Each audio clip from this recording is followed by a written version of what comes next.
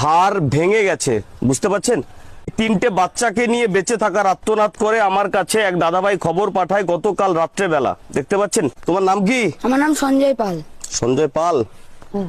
তোমার বাবার কি হয়েছে? আমার বাবা অ্যাক্সিডেন্ট করে গাড়ির থেকে পড়ে গেছে। খাবার খেয়েছো? না। এখনো খাওনি? এখন কত বাজে জানো? কত? এখন 2টো বাজে, এখনো খাবার খাওনি? খাবার নেই? আচ্ছা বাবু, তোমার নাম কি? সাগর পাল। সাগর পাল। খাবার এখনো খাওনি? আচ্ছা, তোমার নাম কি? সায়ন পাল। সায়ন পাল। মা রান্না করেছে আজকে? এখনো রান্না করেনি? নেই খাবার। এখনো খাবার নেই।